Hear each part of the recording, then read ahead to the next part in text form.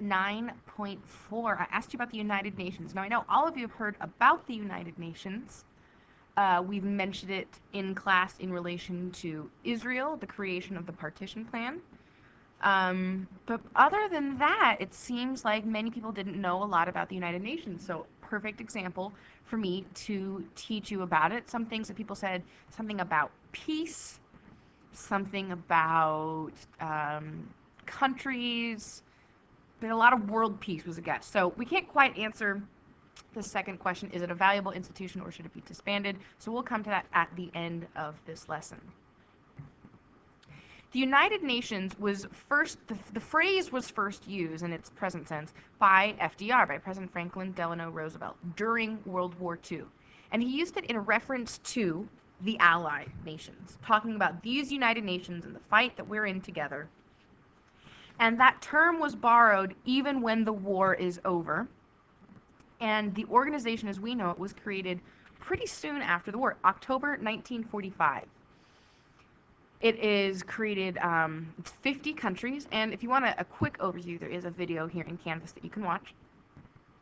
But the goal of the United Nations first is to replace the League of Nations. We know that the League of Nations failed with this idea of collective security. We talked about this in the last unit, that it was doomed to fail for a number of reasons.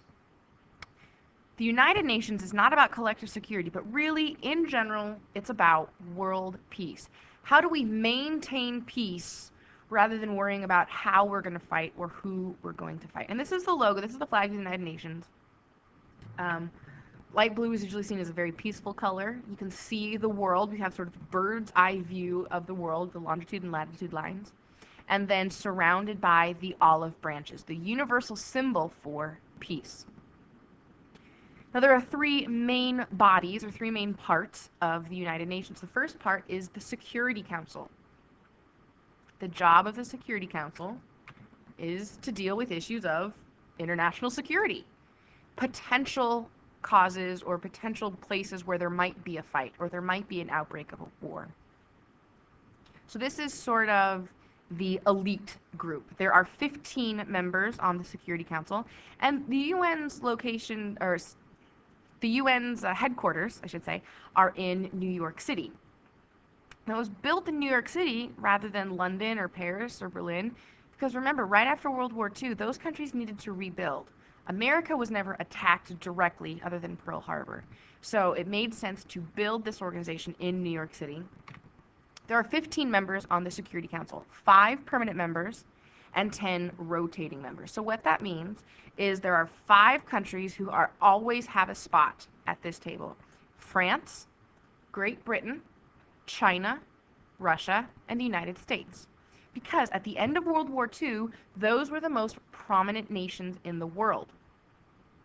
You don't have Germany because of that whole Nazi thing. We just finished fighting the Germans, so we're not going to give them sort of any special benefits, even though today Germany is incredibly powerful. The 10 members have 2-year terms. They rotate out. And so if they are voting on something, let's say hypothetically there is an issue in Ukraine and the Security Council would like to vote that no one be allowed to interfere with Ukraine. Well, because Russia, or at the time the Soviet Union, is one of the 5 permanent members, they have veto power. So any one of the 5 permanent members can veto the others. So that makes it very difficult to accomplish things, especially in issues that are very contentious or high tension. The second part of the United Nations is the General Assembly. This is like the Congress or the Parliament. This is the part that everybody can belong to. It's not the elite, it's everyone. And both the General Assembly and the Security Council can create resolutions or sort of international laws, hopefully. There are 193 members in the United Nations as a whole, and governments will appoint ambassadors to the United Nations, and they'll all come sit here, and you'll see them wearing different earpieces because of all the different languages that are spoken. And this is the stage where if a world leader really wants to make a statement or make a speech to the whole world, they will come here to the United Nations to do it. One of the most important things that they did at the beginning of the United Nations was the creation of the Declaration of Human Rights. And a lot of this is in response to some of the issues from the Second World War, that you can't restrict the movement of people, that genocide is not good, that torture should not be allowed. And so the idea is, with these countries that agree to join the United Nations, that they will adhere to these issues on human rights. However, let's say, for instance, North Korea. North Korea has these horrible prison camps, and North Korea is part of the United Nations. So if the General Assembly says, North Korea, you are violating human rights, what can the United Nations do about it? If the goal is world peace, the goal is to avoid fighting, the only thing the United Nations can really do is say, don't do that. They don't have a whole lot of power other than to say, no, that's bad, don't do that. The third main part of the United Nations is the Secretariat. Now, the Security Council and the General Assembly can come up with resolutions. It is the job of the Secretariat. Think of secretaries. They do a lot of work in an office. That's what the Secretariat of the United Nations does. And the leader of the Secretariat, and therefore sort of the general part of all the United Nations, is called the Secretary General. These are the people who do the actual work. So let's say the General Assembly would like to pass a resolution that they want to assist famine in Ethiopia.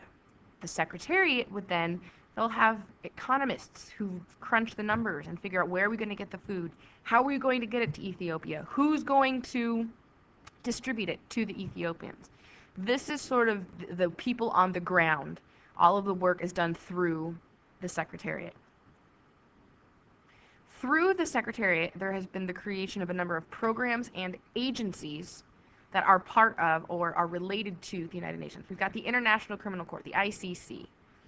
If this is about world peace and justice, then you need a court system. This is located in The Hague, Netherlands. And there have been cases of world leaders who were harming their own people, and they were put on trial. And the judges are appointed by the General Assembly.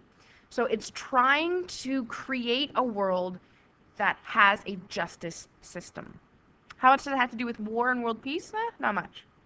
Got the WHO, the World Health Organization. This is the part that will help supply mosquito nets to prevent malaria or polio vaccines. Really, really good, important work. Not really related to world peace. There's UNESCO, the United Nations Economic, Social, and Cultural Organization. If you've ever traveled, there are lots of places that are called UNESCO World Heritage Sites. And that means they have been deemed as culturally important and worth protecting. So for instance, the Great Pyramids in Egypt, or Machu Picchu, or sometimes it's much more intangible, like French cuisine, these things that are seen as important to culture. As a historian and someone who loves to travel, I think that's very important to protect those things. But how much does it have to do with world peace? Not much. Then we have UNICEF, and hopefully all of you know about UNICEF. You see it at Halloween with Trick or Treat for UNICEF, and the money is raised for children's relief, giving children clean water, adequate food, housing, schooling. And again, really important, good work. But what does it have to do with preventing war? And then we have another example, the IMF, the International Monetary Fund. It's sort of the world's bank in a way. If a country is in debt and they need a loan, the IMF can help give them a loan so that they continue to function properly. All of these programs are great programs, but they don't really have a lot to do with world peace. The general idea is if we can help the world function more smoothly, maybe we'll be able to avoid war. But if you're already moving towards war, there's not much the United Nations can do. So then there's the question, is it valuable? Is it worth maintaining, or does it need to change? Now we're going to check in with Germany after World War II. Remember at the end of World War II, there were these series of conferences. We talked about Yalta and Potsdam.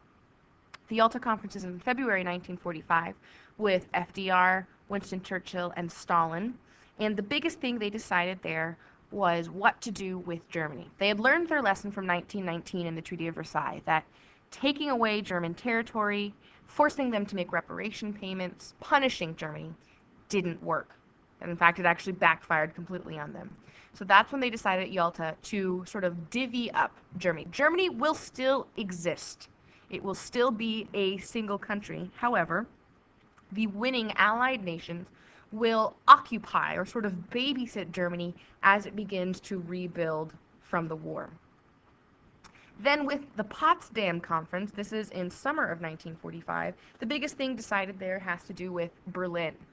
The capital city of Germany, Berlin, it's culturally important, significant, and it is in the heart of that Soviet-controlled territory. So what they decide is that the city of Berlin will also be separated into the 4 parts.